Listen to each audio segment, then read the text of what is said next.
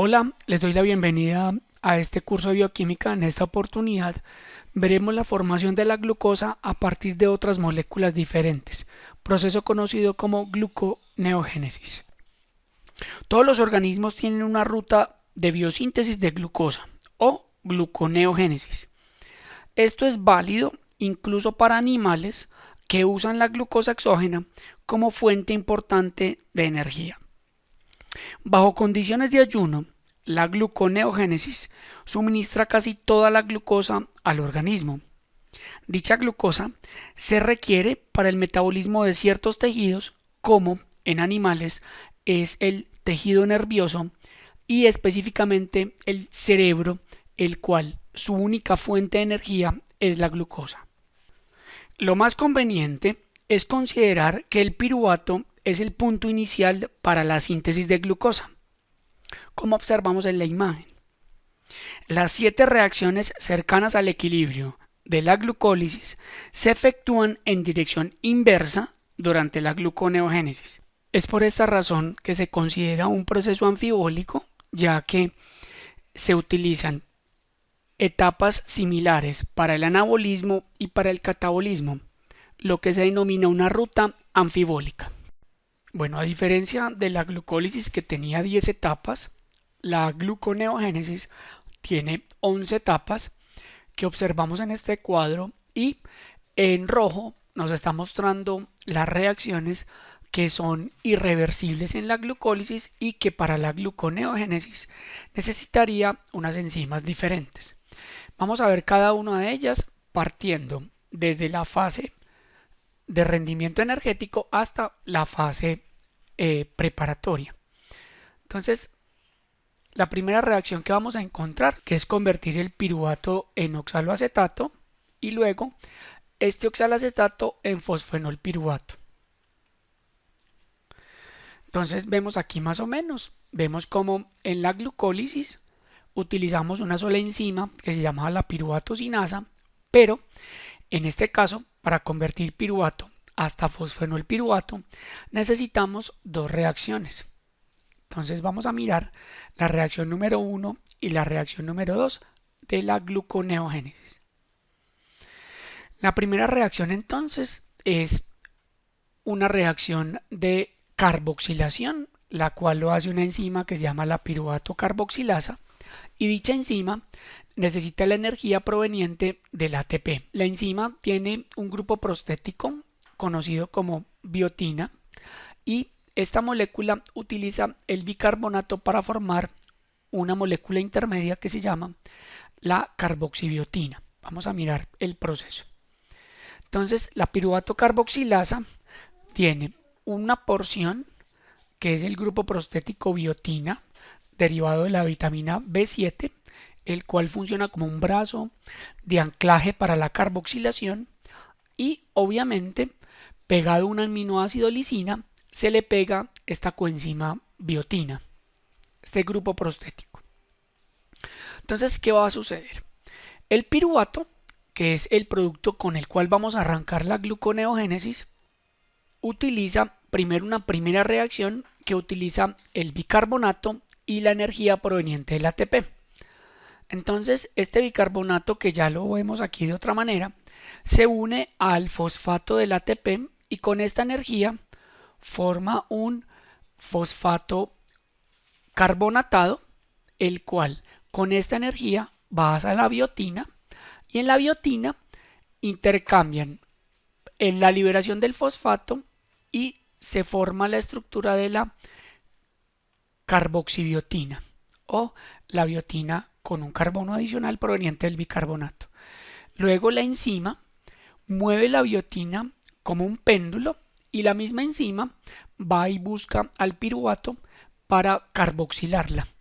Entonces devuelve el grupo amino, vuelve la biotina a su forma original, y allí el carbono ataca al carbono número 3 y allí hace una interacción nucleofílica que transfiere ese carbono para obtener la molécula de el oxalacetato. Esta sería la primera reacción. Ahora, la segunda reacción es una descarboxilación, ¿Por qué? Porque esta etapa necesita esa entrada y salida. Entonces, el oxaloacetato es transformado por medio de descarboxilado por medio de la fosfenolpiruvato carboxicinasa, la cual, por medio de la energía proveniente del ATP, rompe el enlace del carbono número 4 y libera el carbono en forma de CO2 para transformar, gracias a esta reacción, el oxalacetato en fosfenolpiruvato. Ya teniendo el fosfenolpiruvato listo, las reacciones de la fase de rendimiento van a ser las mismas de la glucólisis. Vamos a transformar fosfenolpiruvato en 2-fosfoglicerato, después en 3-fosfoglicerato, luego en vez de producir ATP se utiliza un ATP para transformar el 3-fosfoglicerato en 1,3-bifosfoglicerato y por último vamos a reducir al 1,3-bifosfoglicerato y lo vamos a convertir en gliceraldehído 3-fosfato por la utilización del NAD reducido. Entonces ahí ya logramos mostrar esta fase inicial de la gluconeogénesis. Bien, ahora ya con este esquema es importante aclarar que necesitamos dos moléculas de piruvato para poder obtener una molécula de glucosa. Por esa razón, en este esquema general nos muestra todo por 2. Significa que un piruvato pone 3 carbonos, el otro piruvato otros 3 para poder obtener una hexosa que es la glucosa. Ahora, pasemos a la otra etapa de la gluconeogénesis, que sería la fase preparatoria de la glucólisis, pues en el concepto anfibólico. Dos reacciones que son irreversibles de la glucólisis van a ser fundamentales en la gluconeogénesis. De resto será igual como vamos a ver en esta imagen. Entonces vemos cómo la reacción número 9 es una reacción hecha por una sola enzima, se llama la fructosa 1,6-bifosfatasa, la cual rompe, libera realmente por hidrólisis un fósforo inorgánico, y la reacción 11, que es la última, en la cual también se libera un fósforo de la glucosa 6-fosfato para transformarla en glucosa. Entonces, miremos aquí la reacción, vemos cómo esa reacción número 9 se transforma la fructosa 1,6-bifosfato en fructosa 6-fosfato, la pérdida de un fósforo inorgánico liberado desde el punto de vista de la enzima fructosa 1,6-bifosfatasa.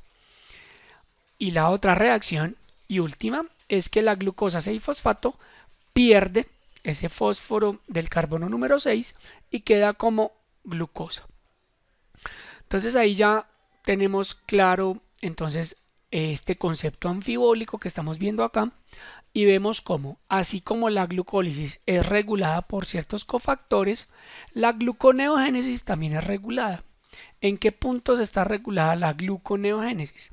Está regulada en la reacción de la piruvato carboxilasa, específicamente lo acelera el exceso de acetil-CoA, pues porque mucho acetil-CoA nos está diciendo que el ciclo de Krebs es intenso y nos está generando un anabolismo para poder almacenar esas células o generar ese tipo de molécula, tipo glucosa pues. Y el otro punto en el cual se regula de manera negativa es la fructosa 1,6-bifosfatasa. Y es muy importante ver aquí este comparativo porque nos está mostrando cómo nos frena la gluconeogénesis el exceso de AMP y el exceso de fructosa 2,6-bifosfato, y si miramos el paralelo, esas dos moléculas aceleran la glucólisis. Entonces estamos viendo que cuando una se apaga, la otra se prende. Esto quiere decir que la glucólisis se da cuando la gluconeogénesis no se está presentando, y cuando la glucólisis ya no se está presentando, que es cuando sucede cuando hay ayuno en animales, aparece la gluconeogénesis. Veamos entonces ahora cuáles son los precursores para la gluconeogénesis, y vamos a encontrar que en bacterias, en protistas, en hongos, en plantas y en algunos animales es posible transformar el acetil-CoA en oxaloacetato por medio de un proceso que conocemos como el ciclo del glioxilato. Realmente el ciclo de glioxilato lo vamos a abordar en videos próximos, pero el ciclo de glioxilato pretende transformar dos moléculas de acetil-CoA en una molécula de oxalacetato, pero ese oxalacetato va a ir a convertirse en glucosa por medio de la gluconeogénesis. Pero la idea es que entendamos que cuando un organismo viviente hace ciclo de glioxilato, pretende dos cosas. Uno, mantener el ciclo constantemente eh, reincorporando, porque de ahí viene su nombre, cíclico es que significa que debe volver a un principio original, pero siempre que el ciclo de glioxilato se dé, pretende a su vez producir glucosa a partir de algo que no es glucosa. Ahora, los precursores para la gluconeogénesis en mamíferos es muy importante tener claridad. ¿Por qué hago énfasis en mamíferos? Porque los mamíferos deben mantener una concentración buena de glucosa a nivel sanguíneo para poder mantener su sistema nervioso activo. Entonces, por esta razón, podríamos decir que esto es una forma de emergencia o una forma de búsqueda de glucosa a como de lugar para poder, vuelvo y repito, mantener ese cerebro encendido. Las fuentes de glucosa para mamíferos son el lactato, que viene de la fermentación láctica que vimos en glucólisis, el glicerol, que proviene de las grasas, y un grupo grande de aminoácidos. Vamos a empezar entonces a definir algunas cosas desde el punto de vista endocrino, porque también es importante que lo conectemos, y quiero explicar esto. La conversión del ácido láctico, dos moléculas de ácido láctico, de ellas en piruvato y ellas en glucosa por gluconeogénesis, es en mamíferos estimulada por una hormona pancreática conocida como el glucagón, y su acción es netamente hepática. Voy a mostrar esta vía para que la comprendamos. Entonces, como habíamos visto en videos pasados, se vio que una de las posibilidades del piruvato es convertirse en lactato. Ese lactato que viene del músculo, realmente eso sucede en el músculo cuando hay una baja cantidad de oxígeno a nivel muscular y una alta demanda de energía, ese lactato puede ser reconvertido a piruvato gracias a la oxidación de dos moléculas de NAD. Luego, este piruvato podrá tomar la vía de la gluconeogénesis al convertirse en oxalacetato por medio de la carboxilasa y ese oxalacetato en fosfonol piruvato para continuar la gluconeogénesis. Realmente este proceso es un proceso cíclico que está vinculado en mamíferos a dos órganos, como observamos aquí, el músculo y el hígado, y este ciclo se llama el ciclo de Cori. Dicho ciclo de Cori nos permite convertir el lactato que viene del estrés metabólico muscular que llega al hígado y gracias a la energía proveniente de la degradación de grasas a nivel hepático y por acción del glucagón como hormona, transformar dicho lactato en piruvato, el piruvato en oxalacetato y este oxalacetato en nueva glucosa. Ese ciclo pareciera que se entrega glucosa al músculo y es válido. Es válido que le entreguemos glucosa al músculo porque le está demandando esa energía, pero también esa glucosa va a servir para el sistema nervioso. Entonces, esa glucosa producida por el hígado va a ser tanto para la contracción muscular como para la atención y las funciones de propiocepción nerviosa. La siguiente fuente de la gluconeogénesis será las grasas. Entonces el tejido adiposo que contiene triglicéridos es estimulado por el cortisol o por la adrenalina. Ambas hormonas inducen a la lipólisis y los triglicéridos en el tejido adiposo liberan ácidos grasos que serán degradados por beta oxidación y liberará glicerol, que será una fuente en el hígado como fuente de carbono, y estimulado por la hormona glucagón, los hepatocitos lo convierten de glicerol a glucosa, haciendo el proceso de gluconeogénesis que veremos a continuación. Entonces, las moléculas de glicerol deben ser fosforiladas por medio de la glicerol quinasa, y ella le pone un fosfato transformándolo en glicerol 3-fosfato. De allí, el glicerol 3-fosfato deberá sufrir un proceso de oxidación gracias a la acción de NAD por medio de la enzima glicerol 3-fosfato deshidrogenasa para producir dihidroxiacetona fosfato. Tenemos que aclarar esto. La dihidroxiacetona fosfato es una molécula de 3 carbonos, por ende esta reacción se tiene que hacer por duplicado. Entonces vamos a observar aquí cómo una molécula de glicerol llega hasta dihidroxiacetona fosfato y la otra molécula de glicerol llega hasta gliceraldehído 3-fosfato. Estas dos moléculas obviamente van a hacer el proceso inverso de la glucólisis y el gliceraldehído y la dihidroxiacetona se van a juntar y van a formar fructosa 1,6 bifosfato y de ahí va a pasar los procesos a fructosa 6-fosfato, glucosa 6-fosfato y glucosa. Dicha glucosa será liberada al torrente sanguíneo por parte de los hepatocitos para suplir las necesidades de glucosa para el sistema nervioso central. La última fuente para la gluconeogénesis son los aminoácidos. Cuando un aminoácido se transforma en glucosa se denomina aminoácido glucogénico. ¿De dónde se obtienen esos aminoácidos? Normalmente se obtienen por proteólisis de las proteínas provenientes de músculo esquelético y eso es estimulado por la hormona cortisol, que es la hormona del estrés. El cortisol promueve la proteólisis para liberar aminoácidos y estos aminoácidos van al hígado y por acción del glucagón y el cortisol son transformados a glucosa, proceso conocido como gluconeogénesis. Entonces, aquí vemos las rutas de los diferentes aminoácidos y tenemos como punto central el ciclo de Krebs o el ciclo del ácido cítrico. Treonina y serina se convierten en glicina y de ahí en piruvato para entrar como oxalacetato a la gluconeogénesis. Asparagina se convierte en aspartato para entrar como oxalacetato a la gluconeogénesis e ir hasta glucosa. Pero lo importante aquí es que estos aminoácidos primero deben perder su grupo amino por un proceso conocido como desaminación, se interconvierten por transaminación, pero la reacción se debe hacer por duplicado. ¿Por qué?